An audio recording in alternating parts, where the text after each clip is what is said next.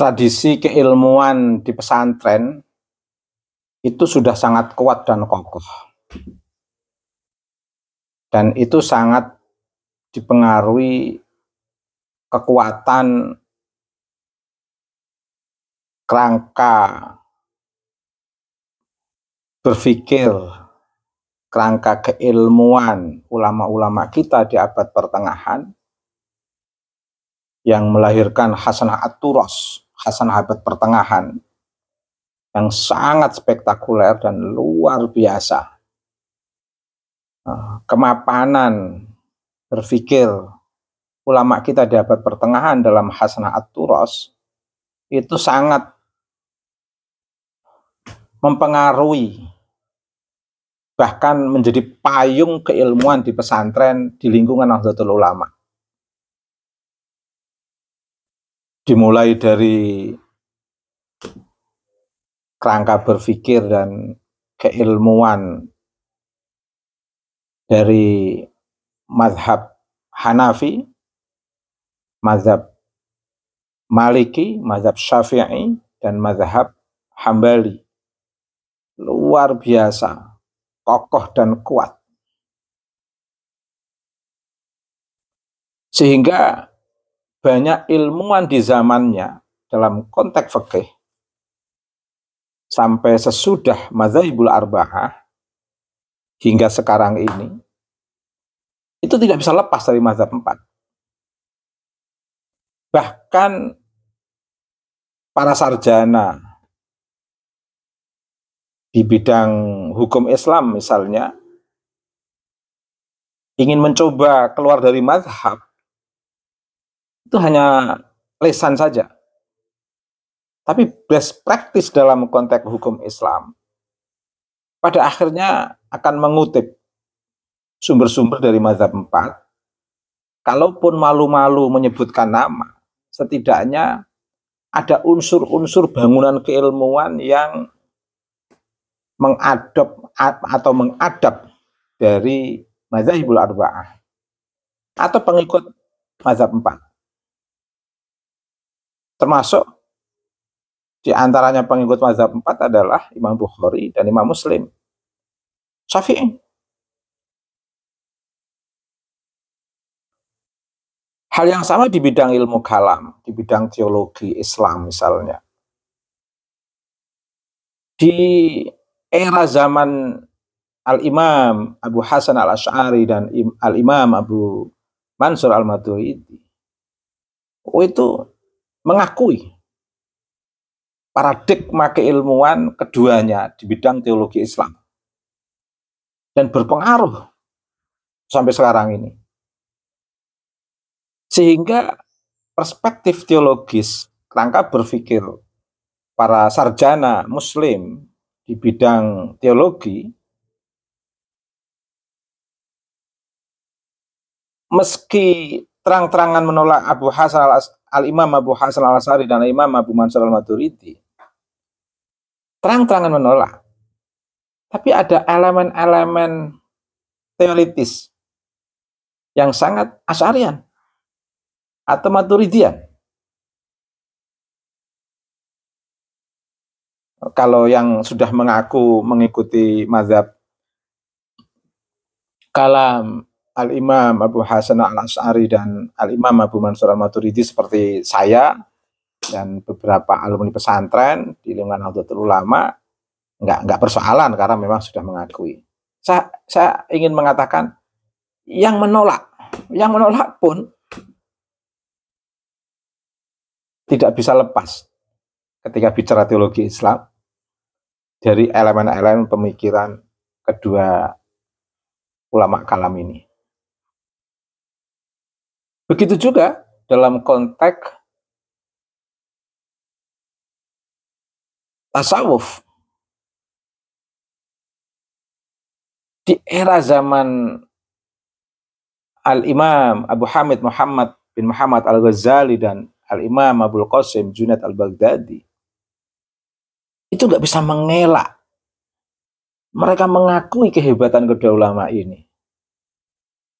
Makanya sampai disebut sebagai Hujjatul Islam, Imam Ghazali. Dan pengaruh pemikiran tasawuf itu berlangsung hingga sekarang, pengaruh Imam Ghazali sama Imam Abul Qasim Junaid al-Baghdadi.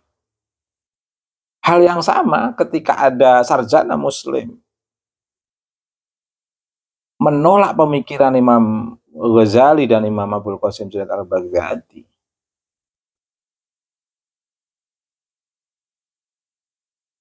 Di tengah penolakan itu, gaya sofistiknya, perspektif sofistiknya, itu tetap ada hasanah dari keduanya, dari kedua ulama tasawuf ini.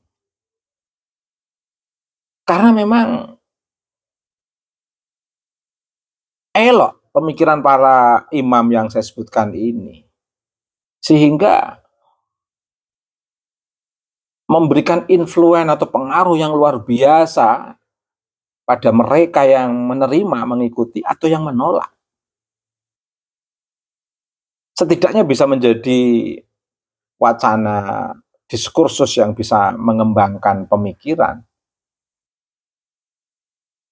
untuk pengembangan ilmu-ilmu keislaman. Itu luar biasa. Dan ini bertahan di luar tradisi pesantren. Karenanya ini yang ingin saya katakan sebagai penutup. Kiai pesantren yang muhibbin, cinta berat dengan habaib, mencoba menutupi kerangka berpikir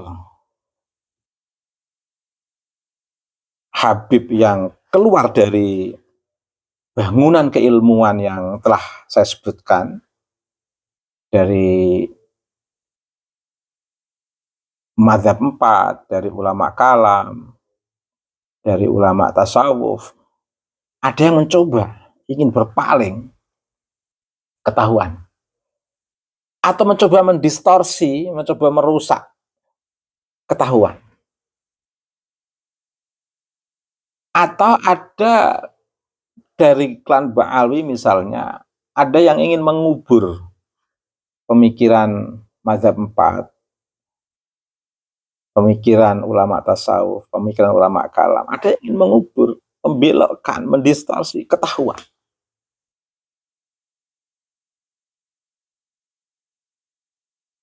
Pembelokan, merusak, mengubur itu bisa saja dilakukan beberapa ulama dari Ba'alwi sendiri, bisa juga dilakukan oleh para muhibbinnya, termasuk dari kalangan kiai yang cinta buta ketahuan. Contoh konkret begini, karya-karya dari Ba'alwi yang telah dibongkar